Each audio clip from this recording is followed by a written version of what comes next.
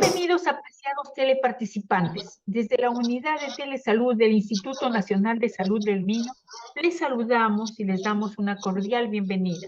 El día de hoy nos dirigimos a la comunidad en general, presentando un tema muy frecuente e importante para todos.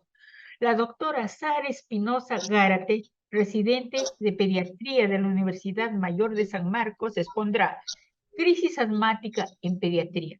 Queda con ustedes la doctora Espinosa. Puede empezar, doctora. Muchas gracias, licenciada. Para presentarme, soy médico residente de segundo año de la especialidad de pediatría de la sede del Hospital 2 de Mayo. En esta oportunidad voy a presentar el tema crisis asmática en pediatría para la población. Para definir previamente, ¿no?, lo que es el asma es una enfermedad crónica inflamatoria de las vías respiratorias que puede cursar con una obstrucción parcial o total del flujo aéreo y la cual es reversible. Para entender mejor la definición, ¿a qué nos referimos que es una enfermedad crónica? Es aquella que va a persistir a lo largo del tiempo y la cual, de acuerdo a las características, va a ser inflamatoria. Este inflamatorio lo podemos ver en el dibujo acá, en la cual tenemos dos bronquios. En el lado izquierdo tenemos un bronquio, la cual hay una estrechez de la luz, y en el otro bronquio hay, ¿no?, el flujo de luz de la vía aérea está libre, ¿no? Entonces, dependiendo del grado de estrechez, nos va a provocar una obstrucción parcial o total.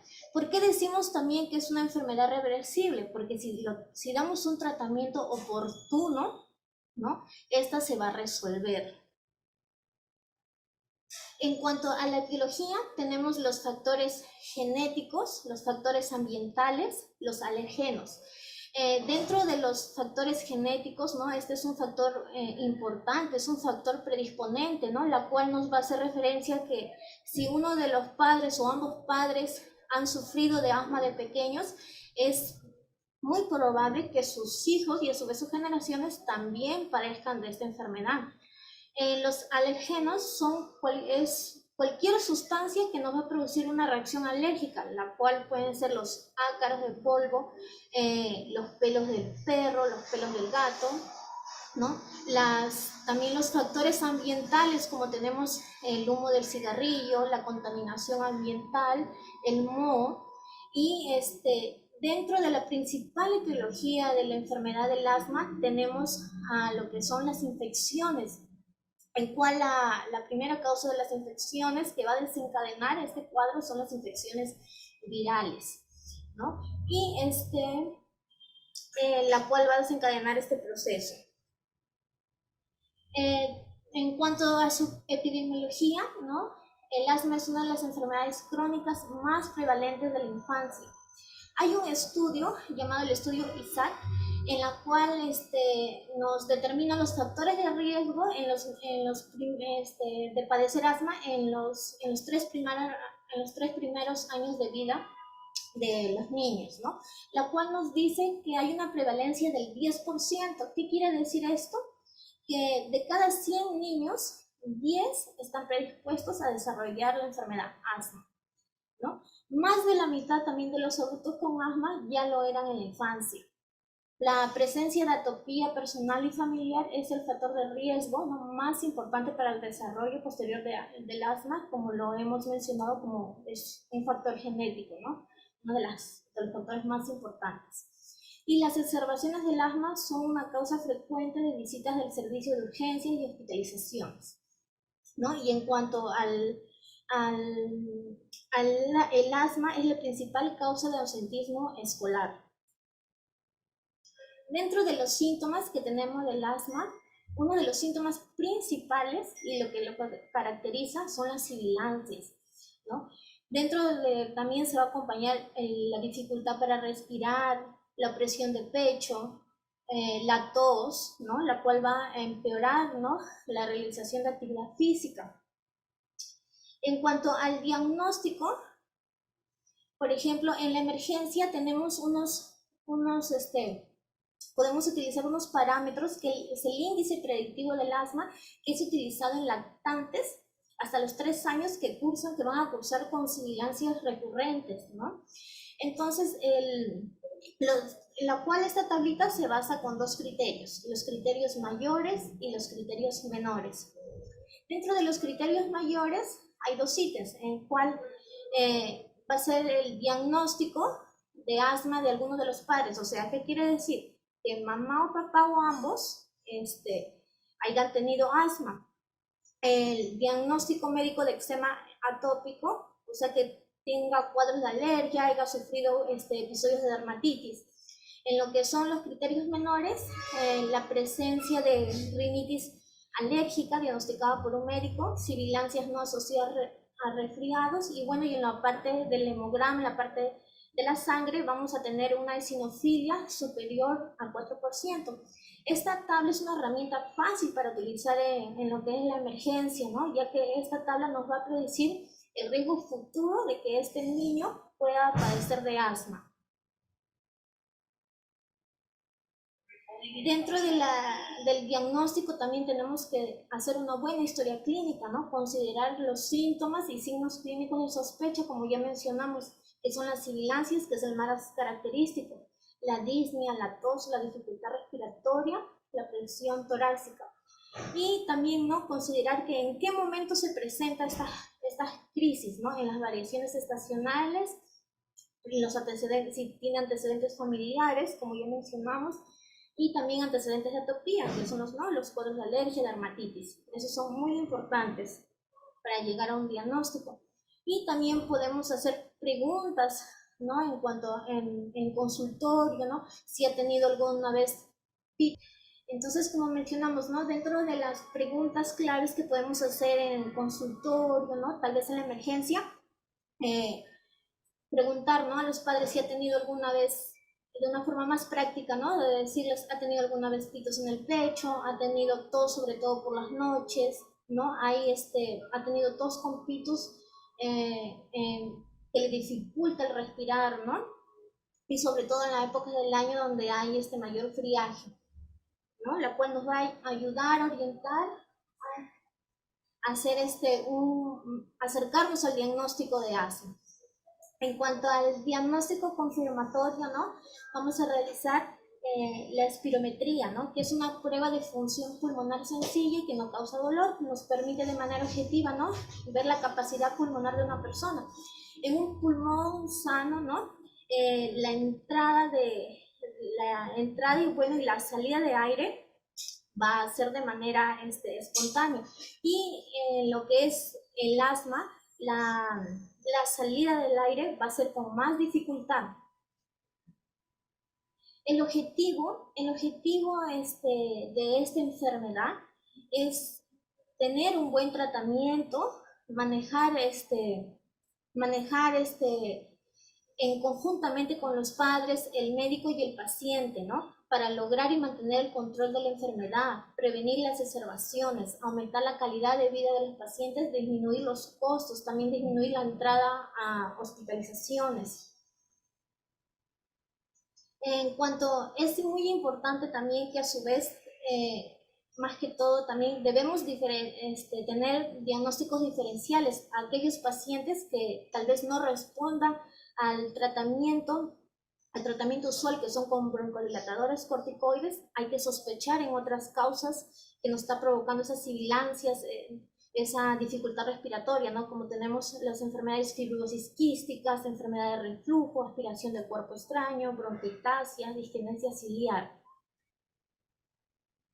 Y en el tratamiento básico del asma tenemos los medicamentos de control y los medicamentos de alivio. ¿A qué hacemos referencia los medicamentos de control? Son los que deben administrarse de forma continua durante periodos prolongados. Estos son los corticoides inhalados, ¿no? Estos nos van a... ¿Qué nos va a ayudar? ¿Por qué se llama control? Nos va a prevenir las exacerbaciones del asma.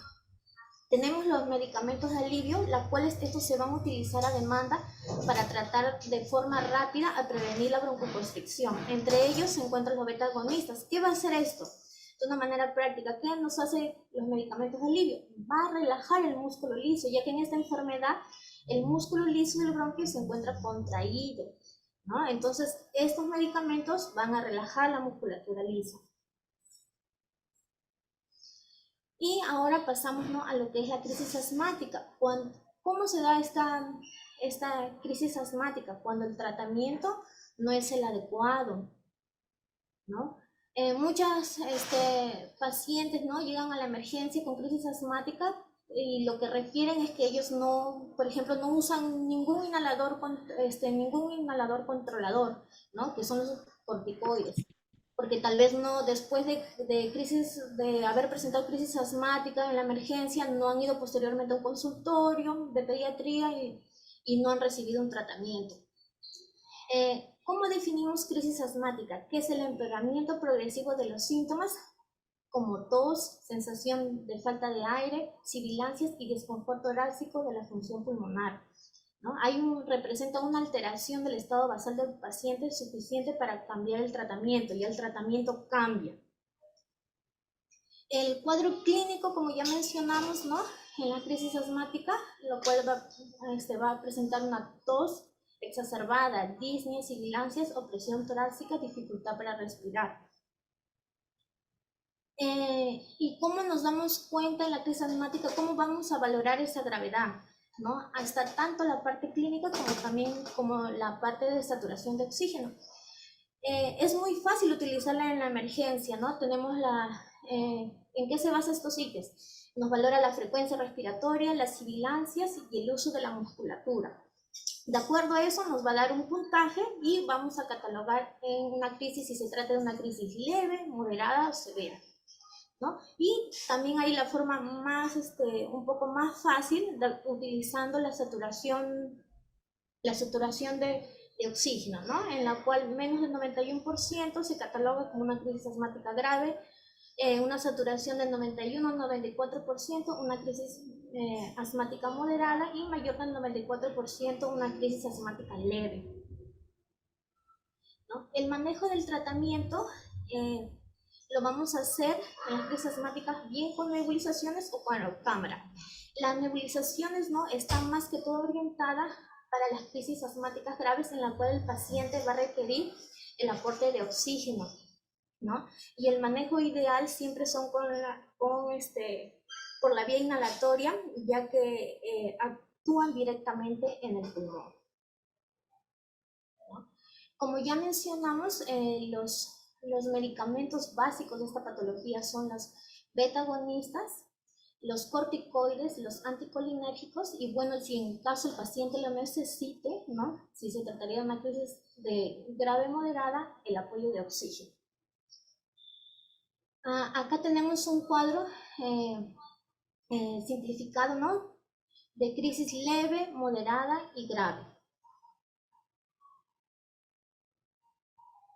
Ya, vamos a hablar de crisis leve. ¿Cómo sería su manejo, ¿no? El manejo lo podemos utilizar con espaciador, usando el beta-agonista, que es el salbutamol, de 2 a 4 aplicaciones o de 2 a 4 packs cada 20 minutos, ¿no?, con su espaciador, su aerocámara, ¿no? En este caso, el paciente no va a necesitar corticoide, ¿no? No va a necesitar corticoides, salvo el paciente ya tenga recurrencia o historia de haber presentado crisis asmática grave, lo podemos utilizar. El bromuro de hipatropio, que ya lo vamos a utilizar en la crisis moderada, que va a ir coayudante con el salbutamol, también lo podemos utilizar de 2 a 4 packs cada 20 minutos, siempre con su aerocámara, con su espaciador. Y en este rango, en esta crisis moderada, ya se puede utilizar los corticoides, de preferencia orales. Si el paciente no puede tomar corticoides orales, podemos utilizar el corticoide sistémico, tanto vía intramuscular como endovenosa. Y la crisis asmática ya severa, ¿no?, ahí ya hacemos el uso de las nebulizaciones, en la cual ya el paciente también va a requerir oxígeno, y también ya el uso de corticoides va a ser intravenoso, ¿no? Entonces, lo que queremos hacer hincapié de lo que se trata la crisis asmática es tratar de prevenir oportunamente utilizando aquellos. ¿Por qué llegan a la crisis asmática? Porque muchos pacientes en la emergencia, al menos a lo que nos digan en mi hospital, todos los pacientes en su minoría no usan sus inhaladores controladores, que son los corticoides. Entonces esto hace que se exacerbe la crisis asmática, haya más ingresos a la hospitalización y bueno, ¿no? Y que esto empeore la calidad de vida del niño o niña que lo padece. Bueno, esto sería todo.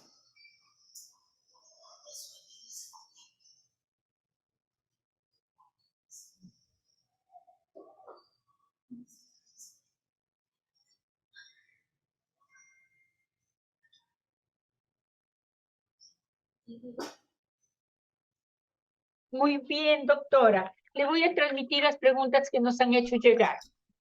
Ya. Nos pregunta, considerando que Lima es una de las ciudades con mayor contaminación ambiental y con alto grado de humedad, ¿el cambio de clima mejoraría la salud del paciente asmático?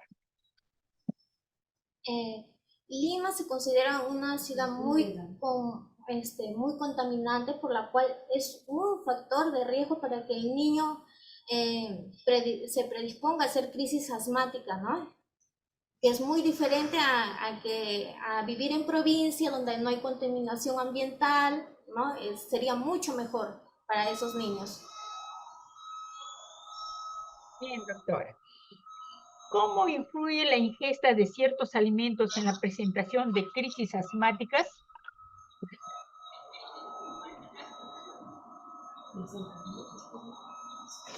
Bueno, hay alimentos, ¿no? Que se ha visto, ¿no? Lo que es, bueno, ya eso sería lo que es análisis de lo que son componentes alergénicos en los pacientes, ¿no? Por ejemplo, los chocolates, los embutidos, las cosas empacadas, ¿no? Eso sí podría, sí, es predisponente para desencadenar crisis asmática en niños. Bien, doctora. ¿Los olores fuertes pueden desencadenar crisis asmática?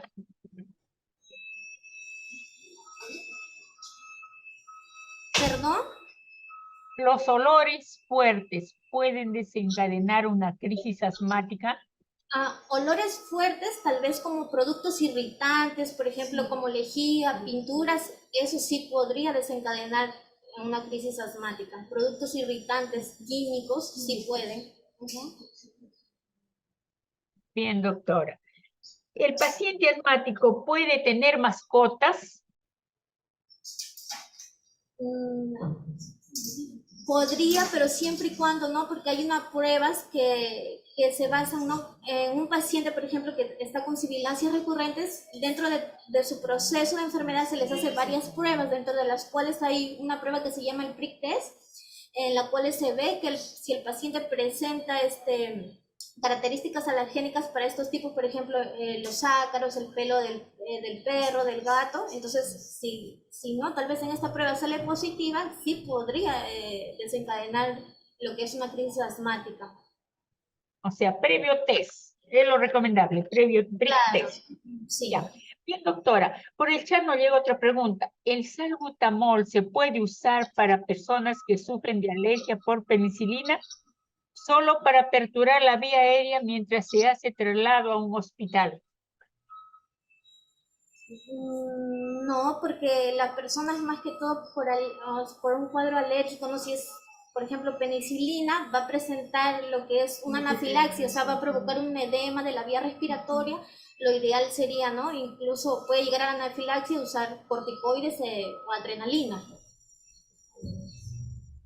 Bien, ya. Pero el salbutamol, lo que nos preguntan es que si puede usar de momento, ¿no? Porque dice hasta su traslado al hospital. Sí puede usar. Ya.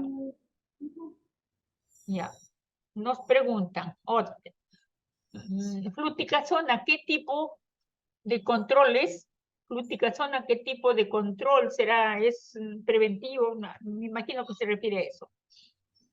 La fluticasona es un corticoide utilizado como control, ¿no? Que se da en todo paciente asmático, ¿no? Es un controlador, o sea, va a disminuir, ¿no?, el riesgo de exacerbaciones. Nos llega otra pregunta vía chat. Buen día. Una consulta. ¿Cuál sería la dosis de los medicamentos en las nebulizaciones? ¿El tratamiento con sulfato de magnesio se recomienda en dicha patología? ¿Cuál sería la dosis? Uso de adrenalina. De dosis en dicha patología. Nos pregunta la dosis de 2 medicamentos. Ya, en cuanto a la dosis, bueno, de sulfato de magnesio, este se debe utilizar en la crisis asmática grave y lo que la guía nos recomienda solamente es utilizarla solamente una sola vez y la dosis es de 2 gramos por kilo de peso. En lo que es, bueno, la adrenalina es más que todo ya cuando el paciente está presentando, no está indicado en lo que es crisis asmática, salvo está presentando una anafilaxia, esta sí se podría utilizar. La dosis sería de 0.01 a 0.5. Bueno, pero ya cuando está muy delicado, lo indicado sería acudir a un centro de salud, ¿no es cierto? Claro. Doctora, ya no tenemos más preguntas. El público se ha interesado mucho por su tema. Así es que, doctora, muchas gracias por su valiosa presentación en bien del público en general. Felicitaciones. ¿Alguna recomendación final a los presentes? Bueno, ¿no? A los presentes, ¿no? Aconsejar a todos, ¿no? Si tenemos tal vez algún familiar, tal vez si también como parte médica, ¿no?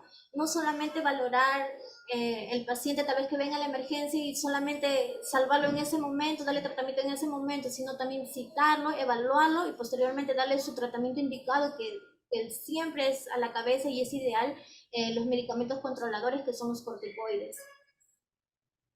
Ya. Entonces, deben acudir al hospital no solamente en las crisis, sino para un tratamiento de mantenimiento y control.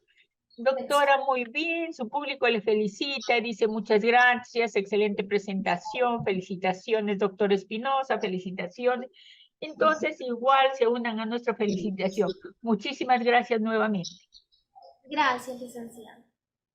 Agradecemos también al público que nos están visualizando y le recordamos que este interesante tema queda colgado en la página web y canal de YouTube de Telesalud del Instituto Nacional de Salud del Niño, donde podrán visualizarlo a partir del día de mañana. Gracias. Buenas tardes.